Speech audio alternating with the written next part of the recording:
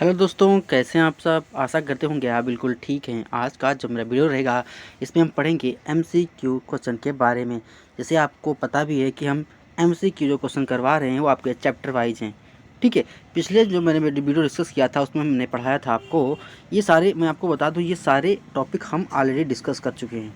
ठीक है, इसीलिए बार बार आपको बताते हैं, जिन लोगों को नहीं पता है वो इस वीडियो को देख सकते हैं। चैप्टर वाइज एमसीक्यू उनको हमारे वीडियो के प्लेलिस्ट में उनको मिल जाएंगे, ठीक चैनल पर। तो अब आज हम पिछले वीडियो में डिस्कस किए थे, उसमें हम पढ़े थे प्रतिरक्षण, यानी कि जो आपका इम्यूनाइजेशन था, ठीक है, उसके बारे में डिस्कस किया था। और आज जो हम डिस्कस करेंगे रोग, ये ये हमारा जो टॉपिक है काफ़ी इंपॉर्टेंट रहने वाला है। इसलिए क्योंकि इसमें देखिएगा अभी क्वेश्चन कैसे एग्जाम में के पूछे जाते हैं। ठीक, तो ये आपको लगभग 60-65 क्वेश्चन जो भी होंगे आपकी आपकी एग्जाम की दृष्टि से बहुत महत्वपूर्ण होने वाले हैं। इसलिए इस वीडियो को अंत तक देखिएगा, क्वेश्चन बहुत अच्छे होंगे। तो चलिए स्टार्ट करते हैं आज का वीडियो बिना किसी देरी के। अगर आप हमारे चैनल पर नए हैं तो प्लीज़ चैनल को लाइक करिए, शेयर करिए, सब्सक्राइब करिए और देखते रहिए हमारा YouTube channel exam Aarjo classes. तो चलिए देखते हैं आज का पहला क्वेश्चन। जैसा स्क्रीन पर आपको दिख रहा है कि एलिसा का पूरा नाम क्या होता है। पहली बात, एलिसा होता क्या है। एलिसा एक हमारा एड्स जो बीमारी होती है उसको जांचने के लिए हमारा एलिसा टेस्ट किया जाता है। ठीक है, एक एलिसा टेस्ट होता है और एक दूसरा टेस्ट होता है, इसका नाम होता है बेस्टन बॉल टेस्ट। क्या होता है? बेस्टन बॉल टेस्ट। तो ये हमारा टेस्ट और ये जो हमारे दो टेस्ट होते हैं ये हमारी एड्स के परीक्षण के लिए किए जाते हैं। तो कभी कभी एग्जाम में पूछता है कि एलिसा टेस्ट और बेस्टन टेस्ट हमारे किस चीज़ के लिए जाँच के परीक्षण हैं। तो ये हमारे एड्स के परीक्षण होता है। जब HIV होता है, जो हमारा यौन संबंध बनाने से रोग होता है, ठीक है, बीमारी होती है, उसके दो परीक्षण होते हैं, एड्स और एक होता है एलिसा और एक होता है हमारा वेस्टर्न बॉल टेस्ट। तो आप इसको नोट डाउन कर लीजिएगा। तो यहाँ पूछा है एलिसा का फुल फॉर्म क्या है। तो एलिसा का जो फुल फॉर्म होता है एंजाइम लिंक्ड इम्यून सॉर्बेंट एस्से। देखिए एस्से कहाँ लिखा है, तो देखिए यहाँ पर एंजाइम, ठीक है, लिंक्ड इम्यून सर्वेंट एस्से। एस्से मतलब ASSAY, नॉट ESA, निबंध वाला नहीं है साहब, ये एस्से है, ASSAY। ठीक है, तो इसको आप याद करिएगा। Option number 20 the right answer. अच्छा, कुछ चीज़ें हम आपको एडिशनल के रूप में बताते हैं, अगर आपको लगता है इंपॉर्टेंट है तो आप उसको नोट डाउन कर लिया करिए। नेक्स्ट देखते हैं, मरीज को अस्पताल में रहते हुए अस्पताल से होने वाला संक्रमण क्या कहलाता है। ठीक है, अस्पताल में होने वाला, अगर मान लो कोई मरीज़ है अस्पताल में है, ऑलरेडी एडमिट है, अगर वहाँ पर उसको कोई किसी प्रकार का संक्रमण होता है तो उसे हम किस प्रकार का संक्रमण बोलेंगे। तो उसे हम बोलते हैं नोजोकोमियल संक्रमण। क्या बोलते हैं? नोजोकोमियल संक्रमण बोलते हैं। Option number 20 the right answer. मान लो अगर एक हॉस्पिटल में एक पेशेंट एडमिट था, मान लो, ठीक है, और वहाँ पर कोई उसके बगल में कोरोना का पेशेंट था, और अगर उसको कोरोना का जो पेशेंट था उसको अगर दूसरे वाले पेशेंट को हो गया तो क्या हुआ, वहाँ पर अस्पताल में भर्ती था तो वहीं पर उसको संक्रमण हो गया। तो उस संक्रमण को हम बोलते हैं नोजोकोमियल संक्रमण। इसको आप नोट डाउन कर लीजिएगा, नया क्वेश्चन दिख रहा है। नेक्स्ट है, जब एक एंटीबॉडीज संक्रमित शरीर के अंदर बनते हैं तो उसे हम क्या बोलते हैं। देखो, जैसे मैं आपको समझाने की कोशिश करता हूँ इसलिए वीडियो लंबी हो जाती है। मैं बताऊँ कि अगर आपको कोरोना हो गया था, ठीक है, तो आप क्या हुआ, आप कोरोना की वैक्सीन लगवाए तो आपके अंदर एक एंटीबॉडी बन गई, ठीक है, तो क्या हुआ, वो हमारी एक प्रकार की एक्टिव एंटीबॉडी होती है। अगर मान लो दोबारा अगर कहीं आपको कोरोना होगा तो आपको कोई क्षति नहीं होगी, कोई नुकसान नहीं होगा, कोई संक्रमण नहीं होगा, आप सेफ रहेंगे। तो एंटीबॉडी जो हमारे अंदर बनती है वो हमारी एक प्रकार की एक्टिव होती है। क्या होती है? एक्टिव रोग प्रतिरोधक क्षमता होती है। तो ऑप्शन नंबर इसका भी हमारा सही हो जाएगा। Option number 20 the right answer. Next है, पानी को उबालने से सभी जीवाणु मर जाते हैं केवल एक को छोड़कर। देखो, जब अगर पानी को आप उबालते हैं तो बैक्टीरिया भी मर जाते हैं, प्रोटोजोआ भी मर जाते हैं, फंजाई भी मरता है, लेकिन एक होता है जो हमारा स्पोर्स होता है, ये नहीं मरता। क्या होता है? ये नहीं मरता। ये एक प्रकार का निष्क्रिय संरचना वाला होता है। ठीक है, तो इसका ऑप्शन नंबर डी हो जाएगा। यहाँ पर ये हमारा नहीं मरता, बाकी ये 3 मर जाते हैं। तो option number D is the right answer. Next question देखेंगे क्या है। वह मच्छर जो पानी के अप्राकृतिक संग्रहों में अधिकतर पैदा होता है। अप्राकृतिक संग्रहों में अधिक पर पैदा हो, उसे हम एडीज मच्छर बोलते हैं। क्या बोलते हैं? एडीज मच्छर बोलते हैं। Option number C is the right answer. और मैं बताऊं, जो हमारा एडीज मच्छर होता है इसको हम टाइगर मच्छर के नाम से भी जानते हैं। किसके? टाइगर मच्छर के नाम से भी हम जानते हैं। इसको आप नोट डाउन कर लीजिए, कहीं एग्जाम में छप जाए कि जो हमारा टाइगर मच्छर होता है उसे हम क्या बोलते हैं, उसे हम एडीज मच्छर को हम टाइगर मच्छर की संज्ञा देते हैं। ठीक है, और जो हमारा टाइगर मच्छर होता है ये हमारा पीत ज्वर और डेंगू और चिकनगुनिया जैसे रोग होते हैं उनके ये विषाणु का वाहक होता है। ठीक है, एडीज। तो option number C is the right answer. Next question देखेंगे क्या है। निम्नलिखित में से कौन सा रोग जीवाणु से नहीं होता? भाई मैं आपको ट्रिक बता चुका हूँ, ऑलरेडी वीडियो पड़ी है कि जीवाणु से होने वाले रोग कौन से होते हैं, विषाणु से होने वाले रोग कौन होते हैं, प्रोटोजोआ से होने वाले कौन से रोग होते हैं। वीडियो में आप जाइएगा यूट्यूब चैनल पर मेरे, तो वहाँ पर आपको ट्रिक वाइज सब मिल जाएंगी। 5 मिनट या 7 मिनट की वीडियो होंगी और उससे आपके सारे रोग कवर हो जाएंगे। ठीक, कोई भी एग्जाम में कवर नहीं छूटने पाएगा। यहाँ पूछा है निम्नलिखित में से कौन सा रोग जीवाणु से नहीं होता।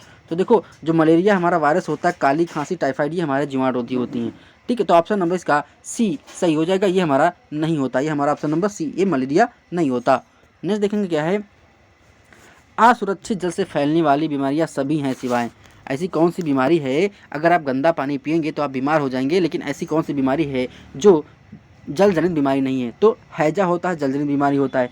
पेचिस, अगर आप गंदा पानी पी लेंगे, दूषित जल पी लेंगे तो पेचिस हो जाएगा। टाइफाइड भी आपको हो जाएगा। लेकिन जो चेचक होता है हमारे प्रकार से, ये क्या होता है, एक बैरियोला जो हमारा वायरस होता है उसके संक्रमण से होता है। चेचक हमारा बैरियोला विषाणु के संक्रमण से होता है, वायरस के संक्रमण से होता है, जिसे हम स्मॉल पॉक्स की संज्ञा देते हैं। तो ये नहीं होगा, ये हमारा वायरस से होने वाला रोग है। बाकी हमारे 3 ये असुरक्षित यानी कि गंदे जल से होने वाले रोग हैं, लेकिन ये हमारा नहीं है, तो यहाँ पर नहीं पूछा है। तो जो हमारा चिकन पॉक्स होता है, चेचक होता है, हमारा बैरियोला विषाणु के संक्रमण से होता है। नेक्स्ट क्वेश्चन देखेंगे क्या है, हेपेटाइटिस सी के संचरण का तरीका क्या है? जो हमारा हेपेटाइटिस सी है उसके संचरण का तरीका क्या है? ठीक है, हेपेटाइटिस ए के संक्रमण का तरीका क्या है? तो जो हमारा हेपेटाइटिस सी होता है उसका जो संक्रमण का तरीका होता है वो हमारा दूषित रक्त होता है। क्या होता है? दूषित रक्त होता है। इस क्वेश्चन का आंसर नंबर हमारा सी सही हो जाएगा। नेक्स्ट देखते हैं क्या है, कौन सा प्राणी जापानी इंसेफ्लाइटिस का एम्पलीफायर मतलब वाहक? एम्पलीफायर को हिंदी में वाहक बोलते हैं। कहीं इंग्लिश में देखने को मिल जाए तो आप इसको अच्छे से जान जाइए कि एम्पलीफायर मतलब क्या होता है, वाहक होता है। तो जापानी इंसेफ्लाइटिस का वाहक कौन सा होता है? ये हमारा सुअर होता है। सुअर को इंग्लिश में पिग बोलते हैं, तो ये हमारा सुअर हो जाएगा। Right answer, C is the right answer. Next देखेंगे, निम्नलिखित में से कौन सा रोग फीको ओरल माध्यम से नहीं फैलता। तो देखो मैं बता दूं, जो हमारे फीको वायरल से फैलने वाले रोग होते हैं उसे टाइफाइड होता है, हेपेटाइटिस होता है, कलरा हो जाए, ये हमारे क्या होते हैं, फीको वायरल होते हैं। तो यहाँ पर नहीं पूछा है, तो यहाँ पर हमारा ए खसरा हो जाएगा। ये हमारा फीको वायरल नहीं होता। बाकी कॉलरा, टाइफाइड, हेपेटाइटिस ये हमारे फीको ओरल होते हैं। तो option A is the right answer, नहीं पूछा है। नेक्स्ट देखेंगे क्या है, दस्त रोग में मृत्यु का मुख्य कारण कौन सा होता है? भाई पहली बार जब दस्त होते हैं तो क्या होता है, हमारे शरीर में पानी की कमी हो जाती है, उसमें लगातार उल्टी होती रहती है, तो वहाँ पर शरीर में पानी की कमी हो जाती है। जब शरीर में पानी की कमी 10% से कम हो जाती है तो हमारी मौत हो जाती है। ठीक है, तो यहाँ पर होगा कि दस्त रोग में मुख्य कारण होता है निर्जलीकरण मतलब वो पानी नहीं है। जैसे आप क्या होते हैं, अगर कोई अचार बनाते हैं तो उसको धूप में सुखाते इसलिए हैं क्योंकि उसका निर्जलीकरण हो जाए, वो सूख जाए, इसलिए हमारा अचार खराब ना हो, इसीलिए निर्जलीकरण बोला जाता है। तो हमारे शरीर में जब पानी की कमी हो जाती है तो उसे निर्जलीकरण कहते हैं। तो वहाँ पर जिंक ORS के फुल फॉर्म, जिंक ORS का घोल दिया जाता है दस्त में। और जिंक ORS का फुल फॉर्म क्या होता है, आप कमेंट बॉक्स में ORS का फुल फॉर्म छाप दीजिएगा, क्योंकि एग्जाम में कभी कभी ORS का फुल फॉर्म पूछता है। ठीक है, कमेंट बॉक्स में ORS का आप फुल फॉर्म छाप दीजिएगा। नेक्स्ट देखते हैं, BCG का वैक्सीन का इंजेक्शन किस प्रकार दिया जाता है? जो हमारा BCG का टीका होता है वो हमारा इंट्राडर्मल दिया जाता है। किसका? इंट्राडर्मल दिया जाता है। और BCG का मैं फुल फॉर्म बता दूं, बैसिलस कॉलमेट गुरिन। ठीक है, और ये हमारा TB यानी कि यक्ष्मा रोग के लिए, जो हमारा TB के रोकथाम के लिए BCG का टीका दिया जाता है। इसे हम TB, तपेदिक या क्षय रोग भी हिंदी में बोलते हैं। नेक्स्ट इसका क्वेश्चन का आंसर होगा हमारा ए, इंट्राडर्मल दिया जाता है। ठीक है, IM दिया जाता है, ID दिया जाता है।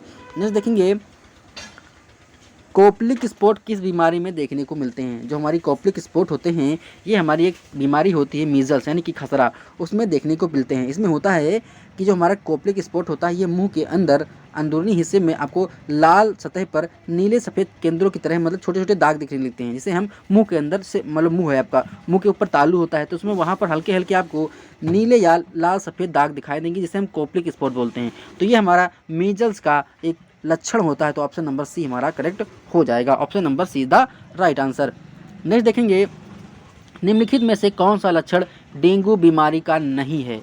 देखो, जब डेंगू होता है तो आपको बहुत तेज़ बुखार आता है, आंखों में दर्द होता है, जलन होती है, जोड़ों में दर्द होता है, लेकिन हल्का बुखार नहीं आता।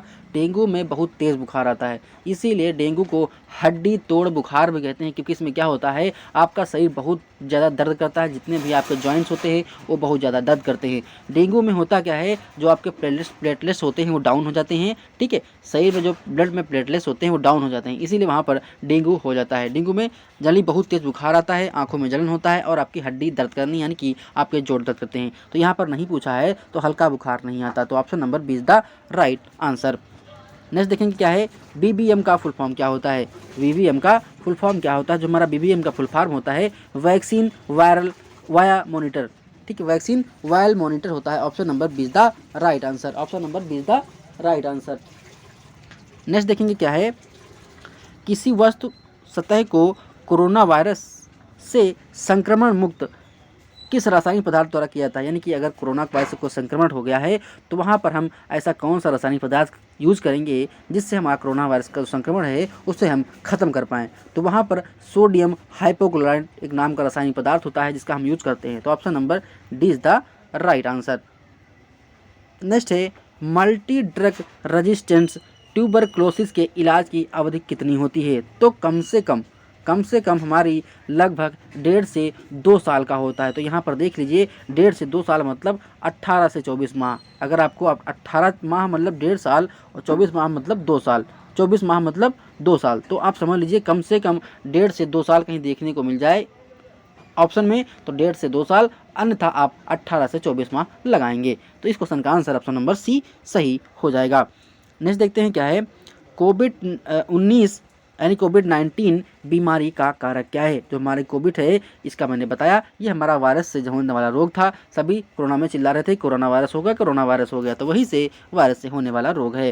नेक्स्ट बात करेंगे, टीबी की जाँच के लिए किए जाने वाले ट्यूबरक्लोसिस टेस्ट को क्या कहते हैं। इसको आप नोट डाउन कर लीजिए। जैसे हमारा एड्स के परीक्षण के लिए हम एलिसा टेस्ट या वेस्टर्न ब्लॉट टेस्ट करते थे, उसी प्रकार हम टीबी की जांच के लिए मॉन्टेक्स टेस्ट करते हैं। कौन सा मॉन्टेक्स टेस्ट करते हैं, ऑप्शन नंबर बी याद रखिएगा इसको अच्छे से, ठीक है। नेक्स्ट देखेंगे क्या है,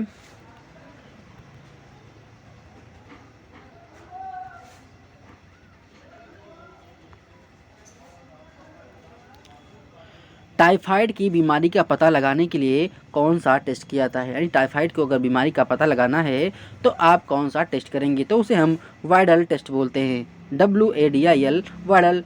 इसको वायरल कहीं पे लिखा होगा, कहीं पर विडाल लिखा होता है, कहीं पर विडाल लिखा होता है, कहीं पर वायरल लिखा होता है, तो कोई बात नहीं, आपको जैसे भी अच्छा लगे आप याद कर लीजिए। और जो टाइफाइड होता है हमारा एक साल्मोनेला जो टाइफी नामक बैक्टीरिया होता है उससे हमारा टाइफाइड देखने को मिलता है। साल्मोनेला टाइफाई बैक्टीरिया से हमारा होने वाला रोग होता है टाइफाइड, ठीक है। तो विडाल या वायरल टेस्ट कहते हैं। नेक्स्ट बात करेंगे, जो फिर वही आ गया, HIV संक्रमण पता लगाने के लिए कौन सी तकनीक अपनाई जाती है। अभी मैंने बताया एक तो वेस्टर्न ब्लॉट टेस्ट होता है, दूसरा हमारा एलिसा टेस्ट होता है। कौन सा, ये 2 टेस्ट होते हैं जो हमारे HIV एड्स के परीक्षण के लिए किए जाते हैं। और हमारा जो टीबी का टेस्ट है उसे हम मॉन्टेक्स टेस्ट बोलते हैं। आप लिख लीजिए टीबी का मॉन्टेक्स टेस्ट, टाइफाइड का वायरल यानी विडाल टेस्ट, और आपका HIV यानी कि वेस्टर्न ब्लॉट और एलिसा टेस्ट किए जाते हैं। इसको आप याद रखिएगा। नेक्स्ट देखते हैं क्या है,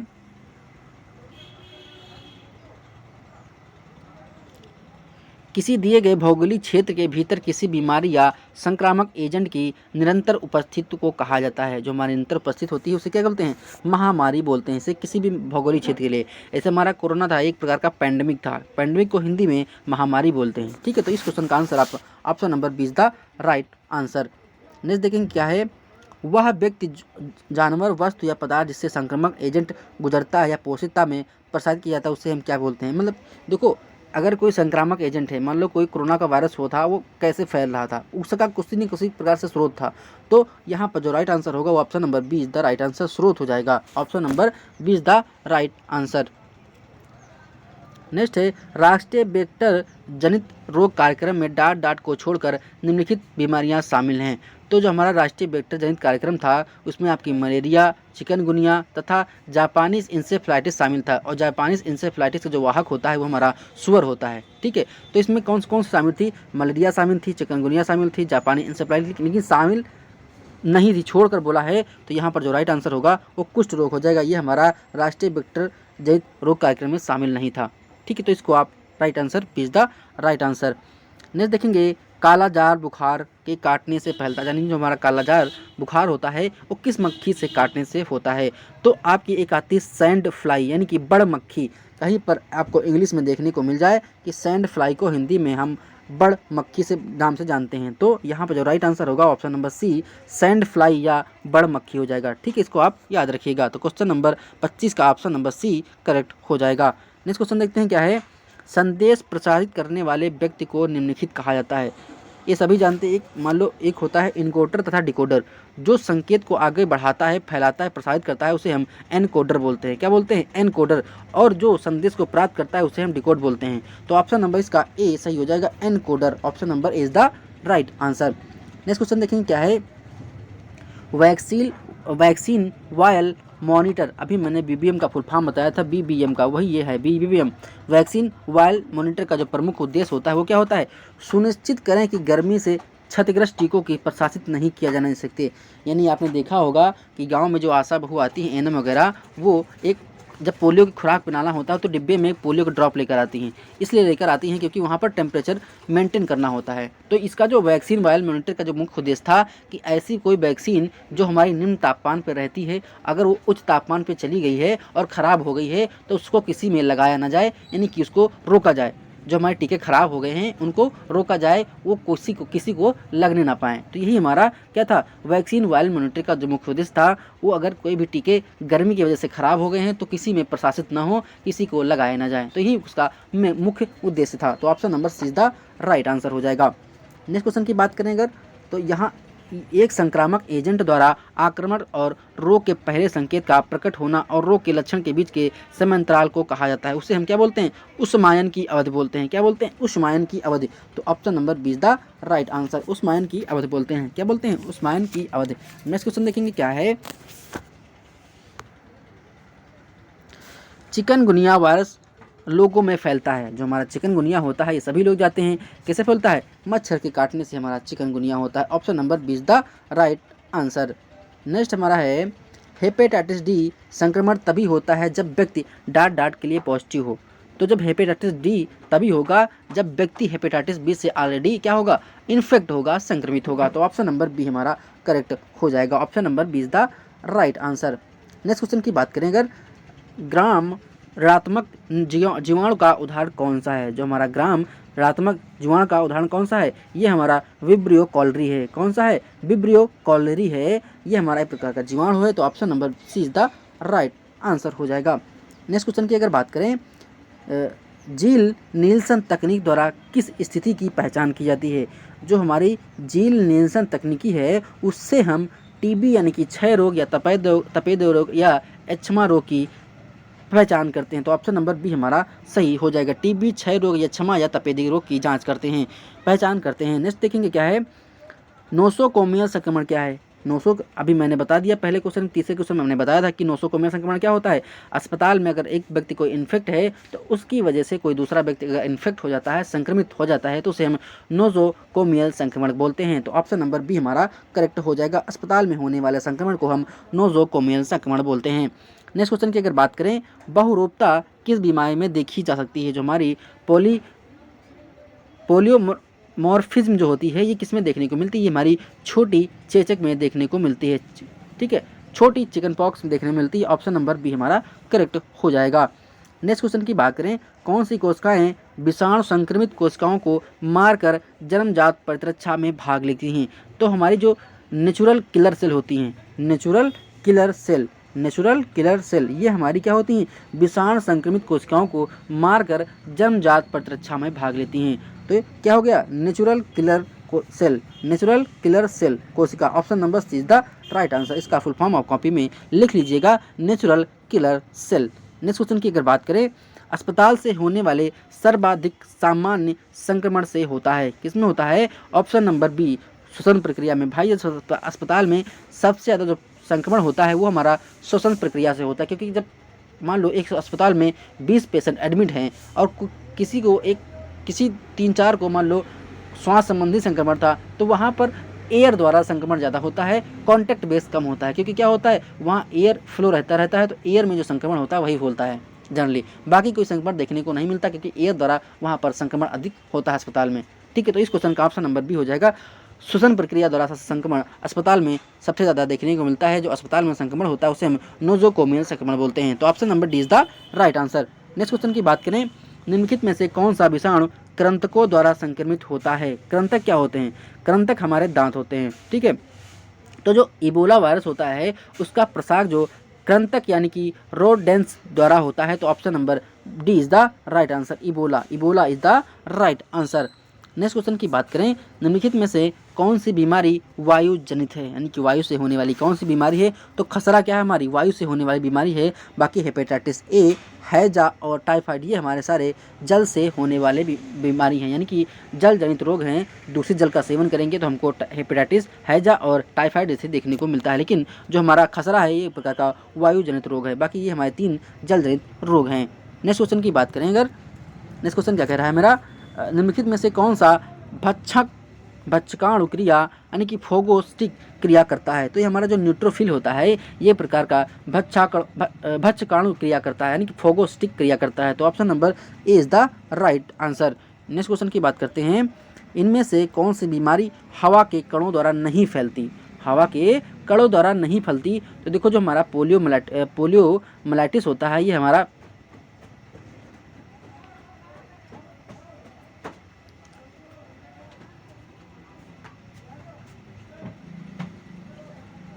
ठीक है, जो हमारा पोलियोमाइलाइटिस होता है ये हमारा हवा द्वारा नहीं फैलता। तो इस क्वेश्चन का जो राइट आंसर होगा ऑप्शन नंबर सी हो जाएगा। बाकी खसरा, चिकन पॉक्स, क्षय रोग ये हमारे सब वायु के संक्रमण द्वारा फैलते हैं, ठीक है, वायु के संक्रमण द्वारा फैलते हैं। लेकिन हमारा जो पोलियोमाइलाइटिस होता है ये हमारा नहीं फैलता। तो option number C is the right answer. Next question की बात करें अगर, कि जूं द्वारा नहीं फैलने वाली बीमारी है, यानी कि जुएं द्वारा कौन सी बीमारी नहीं फैलती। तो एक बीमारी होती है एपिडेमिक टाइफस, ये हमारी जुआं द्वारा फैलती है। जो हमारा नहीं फैलता वो हमारा क्यू फीवर होता है, ठीक है।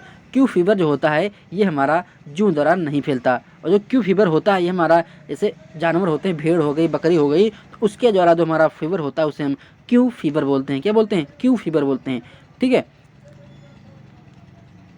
ठीक है। तो हमारा जो पशुओं द्वारा यानी कि भेड़ बकरी द्वारा होता है उसे हम क्यू फीवर बोलते हैं। और जो जुएं द्वारा नहीं फैलता वही हमारा क्यू फीवर होगा। बाकी ये हमारे 3 जो होते हैं ये जुएं द्वारा फैलने वाले रोग होते हैं।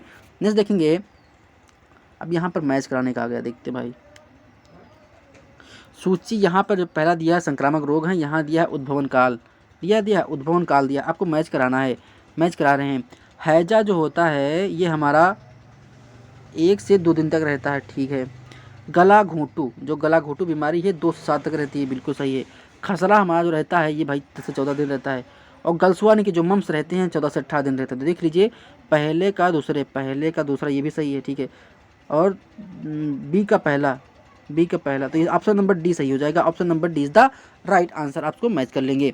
कभी कभी पूछता है कि जो बीमारी होती है उसकी अवधि क्या होती है। अभी देखो मम्स की जो उस्मावनी अवधि होती है हमारी कितनी होती है, वो होती है हमारी 2 से 4 सप्ताह। Option number C is the right answer. और मम्स जो होता है हमारा वायरस से होने वाला रोग होता है, जो हमारा पैरामिक्सो वायरस से होता है। किससे होता है? पैरामिक्सो वायरस से होता है मम्स। मम्स को हिंदी में गलसुआ भी बोलते हैं। ये हमारा पैरामिक्सो वायरस के संक्रमण से होता है, ठीक है, इसको आप याद रखिएगा। नेक्स्ट क्वेश्चन की बात करते हैं, इन्फ्लुएंजा के उपचार के लिए उपयोग की जाने वाली एंटीवायरल दवा है, उसे हम एंटीवायरल दवा क्या बोलते हैं? उसे बोलते हैं ओसेल्टामिविर बोलते हैं। क्या बोलते हैं? ओसेल्टामिविर बोलते हैं। Option number B is the right answer. Next question देखते हैं क्या है, छोटी बूंद संक्रमण के कारण होते रोग जो टीके से रोकने के योग्य हैं वे सभी हैं सिवाय। देखो जो छोटी बूंद कहने का मतलब है ड्रॉपलेट में से कैसे बता दूं, जैसे आपके बगल में कोई कोरोना से पीड़ित व्यक्ति था। अच्छा, बार बार हम कोरोना का इसलिए एग्जाम्पल देते हैं क्योंकि उससे ऐसा कोई है जो अछूता है, कोई जानता नहीं होगा, सभी को कोरोना से एक्सपीरियंस है, सभी कोरोना से गुजर चुके हैं। तो देखो कोरोना क्या थी, उसमें अगर आपके बगल में कोई, आपके पास में अगर कोई कोरोना से पीड़ित व्यक्ति है, अगर वो खांस रहा है, ठीक है, छींक रहा है, तो वो जब छींकेगा तो छोटी छोटी जो उसकी थूक की और लार की जो हमारी छोटे छोटे बूंदें होंगी वो वायु में चली जाती हैं, लेकिन हमको दिखाई नहीं देती हैं। और उन्हीं छोटी छोटी बूंदों से थूक के अगर कोई व्यक्ति सांस ले रहा है बगल में खड़े होकर तो उसके मुंह में चली जाती थी, तो वो भी इन्फेक्ट हो जाता था। वही कहा गया छोटी बूंद संक्रमण के कारण हो रोग जो टीके से रोकने योग्य हैं वे सभी हैं सिवाय। तो हमारा जो होता है पोलियो जो होता है ये छोटी बीमारी से नहीं होता है, थूक से नहीं होता है, ठीक है। बाकी हमारा मेनिंगोकोकल, काली खांसी, डिप्थीरिया ये हमारे सब ड्रॉपलेट से होने वाली बीमारी होती है और इन्हें हम टीके से रोक सकते हैं। लेकिन पोलियो जो होता है छोटी देखो यहाँ छोटी बूंद से बोला गया, टीके से पोलियो को भी रोका जाता है लेकिन छोटी बूंद का संक्रमण नहीं होता, इसलिए ऑप्शन नंबर डी हमारा सही हो जाएगा। ओपीवी ओरल पोलियो वैक्सीन जो टीका होता है वो पोलियो का होता है। नेक्स्ट बात करेंगे, निम्नलिखित में से कौन सा रक्त जनित रोग है? जो हमारा रक्त जनित रोग होता है वो कौन सा है? तो हमारा जो हेपेटाइटिस सी होता है ये हमारा एक क्या होता है, रक्त जनित रोग होता है और ये हमारे लीवर को परेशान करता है, लीवर को क्षति पहुंचाता है और जो भविष्य में लीवर में कैंसर की भी भावना को उत्पन्न कर देता है हमारा हेपेटाइटिस सी। तो question number option number B हमारा सही हो जाएगा। नेक्स्ट बात करेंगे, एक व्यक्ति में छोटे आंत में विषाणु के वृद्धि से उत्पन्न विष के कारण हैजा दस्त होता है। ब्रिब्रियो कैलोरी द्वारा उत्पन्न विष के कारण, इसको आप अच्छे से याद कर लीजिए। एंट्रोटॉक्सिन जो हमारा विष उत्पन्न करता है उसे हम एंट्रोटॉक्सिन बोलते हैं, जो ब्रिब्रियो कैलोरी नामक जीवाणु के कारण होता है, उत्पन्न होता है। ठीक है, तो इसको आप याद कर लीजिएगा। इन नया क्वेश्चन आपको दिख रहा है। नेक्स्ट बात करेंगे, निम्नलिखित सभी संक्रमण आरएनए वायरस होते हैं एक को छोड़कर। जो हमारा एक वायरस होता है जो आरएनए वायरस बेस्ड नहीं होता है वो हमारा होता है चेचक। चेचक में आरएनए वायरस बेस्ड वायरस नहीं होता। बाकी पोलियोमाइलाइटिस, मम्स और रूबेला में आरएनए बेस्ड वायरस होता है। तो इसको आप नोट डाउन कर लीजिएगा। जिन लोगों को पीडीएफ चाहिए तो वीडियो के डिस्क्रिप्शन बॉक्स में टेलीग्राम चैनल का लिंक है, आप उस पर क्लिक करके हमारे टेलीग्राम चैनल जुड़ सकते हैं और वहाँ पर आपको पीडीएफ मिल जाएगी। पीडीएफ को आप डाउनलोड करके प्रिंट आउट करके भी पढ़ सकते हैं। और मैं बता दूं, यूपी SSC मुख्य सेविका का जो भी हमारा थ्योरी क्लास था, थ्योरी पोर्शन था, ऑलरेडी कंप्लीट हो चुका है। हमारे यूट्यूब चैनल पर आपको प्लेलिस्ट मिल जाएगी मुख्य सेविका नाम से, वहाँ पर आपको थ्योरी क्लास सारी मिल जाएंगी और साथ ही साथ हम आपको थ्योरी क्लास का रिवीजन भी करवाए हैं, जो हमारे खुद के हाथ के बने हुए नोट्स हैं और उनसे हम आपको पढ़ाएं हैं, तो वो भी पढ़ सकते हैं। और एमसीक्यू क्वेश्चन तो हम करवा ही रहे हैं, साथ साथ ऐसे आपके एग्जाम में 100 क्वेश्चन आना है तो वे भी हो रहे हैं लगातार। ठीक है, जो लोग यूपी एनएचएम का फॉर्म भरे हैं 17,291 पोस्ट के लिए, जो यूपी एनएचएम की वैकेंसी आई है, स्टाफ नर्स, एनएम की, लैब टेक्नीशियन और फार्मासिस्ट की जो लोग तैयारी कर रहे हैं वो हमारे चैनल से जुड़ सकते हैं और उनको यहाँ पर अच्छे से कंटेंट प्रोवाइड होते रहेंगे। ठीक है, आते हैं अपने क्वेश्चन पर। बैरिसोला जो हमारा जोस्टर में निम्न में से कौन सा रोग शामिल नहीं है? तो हमारा कौन सा रोग शामिल नहीं है देख लीजिए। इसमें जो हमारा छोटी माता था वो शामिल नहीं था, तो option number D is the right answer हो जाएगा। नेक्स्ट हम बात करेंगे, जीनस प्लाज्मोडियम के परजीवी के संक्रमण के कारण होने वाला प्रोटोजोअल रोग है। होने वाला प्रोटोजोअल जो रोग है उसको हम क्या बोलते हैं? उसे हम बोलते हैं मलेरिया। ठीक है, मलेरिया जो होता है हमारा मादा एनफ्लीज मच्छर के काटने से होता है और जीनस प्लाज्मोडियम नामक परजीवी के संक्रमण से हमारा होता है। तो ऑप्शन नंबर 20 को याद कर लीजिएगा। नेक्स्ट देखेंगे, निम्नलिखित सभी संक्रमण रक्त के संपर्क में आने से होते हैं सिवाय ऐसा कौन सा संक्रमण है जो रक्त के संपर्क में आने से नहीं होता? तो हमारा हेपेटाइटिस जो ई होता है ये रक्त के संक्रमण में आने से नहीं होता है, तो ऑप्शन नंबर डी हमारा सही हो जाएगा। बाकी ये तीनों हमारे क्या होते हैं? रक्त HIV क्या होता है? यौन संबंध बनाने से हमारा जो रक्त में संक्रमण होता है इसे एड्स संज्ञा देते हैं, वो हमारा HIV होता है। नेक्स्ट देखेंगे, वायरस जो डेंगू का कारण बनता है, वायरस जो डेंगू का कारण बनता है उसे हम फ्लेवी वायरस बोलते हैं। क्या बोलते हैं? फ्लेवी वायरस बोलते हैं। और डेंगू को हड्डी तोड़ बुखार भी संज्ञा दी जाती है, तो ऑप्शन नंबर बी हमारा सही हो जाएगा। नेक्स्ट क्वेश्चन की बात करें तो क्या है, राष्ट्रीय एड्स नियंत्रण कार्यक्रम में शामिल हैं या हैं, यानी कि कौन सा हो जाएगा? इसमें IEEC की गतिविधियाँ भी थी, बिल्कुल सही है। एड्स शिक्षा, यानी कि शिक्षा के बारे में बताया था कि एड्स किससे फैलता है, किससे क्या होता है, एड्स क्या हानियाँ हो सकती हैं, एड्स से क्या प्रभाव पड़ता है, तो उसमें एड्स की शिक्षा भी दी गई थी। विश्वविद्यालय संभाषण एड्स कार्यक्रम, यानी कि विश्वविद्यालयों में प्रतियोगिता कराई गई थी, संभाषण कराए गए थे, जागरूकता कार्यक्रम चलाया गया था। तो उपरोक्त में हमारा सभी हो जाएगा, ये हमारे सारे फैक्टर शामिल थे। Option number D is the right answer. Next question की बात करें, वेरियोला वायरस के कारण होने वाला संक्रामक रोग है। जो हमारा वेरियोला वायरस होता है उससे जो संक्रामक रोग होता है उसे हम चेचक बोलते हैं। Option number B is the right answer हो जाएगा। नेक्स्ट क्वेश्चन देखते हैं क्या है, छोटी चेचक के संचरण का तरीका क्या है? जो हमारी छोटी चेचक होती है उसके हम संचरण का तरीका क्या है? भाई अगर आपको बूंदिक नाभिक मिल रहा है तो इंग्लिश में आप जान लीजिए उसे हम ड्रॉपलेट बोलते हैं, ड्रॉपलेट न्यूक्लियाई बोलते हैं, नाभिक। ठीक है, ड्रॉपलेट मतलब होता है छोटी छोटी ना, जैसे आपने क्या होता कहें कि हमारी आंख में ड्रॉप डाल दीजिए, तो ड्रॉप क्या है? ड्रॉप मतलब बूंद होता है, वही हमारा जो छोटी चेचक का संक्रमण होता है वो ड्रॉपलेट द्वारा फैलता है। जैसे आपने खांसना स्टार्ट किया तो आपके थूक से एयर में किसी प्रकार का ड्रॉपलेट उड़ता रहता है जो आपको दिखाई नहीं देता आंख से, तो वही हमारा ड्रॉपलेट होता है। तो ऑप्शन नंबर ए हमारा सही हो जाएगा। चीज़ों को समझने की कोशिश करिए, चीज़ें आपको आसान लगेंगी। नेक्स्ट हम बात करेंगे, निम्नलिखित में से सभी डिप्थीरिया के विभिन्न रूप हैं सिवाय, तो ऐसा हमारा कौन सा है जो नहीं है? तो हमारी जो प्रणालीगत डिप्थीरिया होती है वो हमारी नहीं होगी, तो option number D is the right answer. अगर आप हमारे चैनल पर नए हैं तो प्लीज़ चैनल को सब्सक्राइब जरूर कर दीजिए करिए, और अगर नए हैं तो ठीक, नहीं तो कोई बात नहीं, आप फ्री हैं, आप कुछ भी कर सकते हैं। नेक्स्ट हम बात करेंगे जो हमारा कुष्ठ रोग को दूसरा नाम क्या होता है? आप इसको अच्छे से लिख लीजिए। कुष्ठ रोग का जो होता है उसका नाम जो होता है उसे हम हैंसन रोग बोलते हैं। क्या बोलते हैं? हैंसन रोग को हम कुष्ठ रोग की संज्ञा देते हैं। हैंसन रोग को कुष्ठ रोग की संख्या देते हैं। कहीं कहीं पर अगर आपको कुष्ठ रोग को लेप्रोसी देखने को मिले, मैं फिर से बता रहा हूँ, LEPROSY, ये लेप्रेसी की क्या होती है? स्पेलिंग होती है। इसे इंग्लिश में लेप्रेसी बोलते हैं और हिंदी में कुष्ठ रोग बोलते हैं। इसे हैंसन रोग भी कहा जाता है। तो option number C is the right answer. ठीक है, ये 58 नंबर क्वेश्चन की वीडियो थी। आशा करते हैं आपको वीडियो पसंद आया होगा। मिलते हैं नेक्स्ट वीडियो में। धन्यवाद, शुक्रिया, आपका दिन शुभ हो, मंगलमय हो।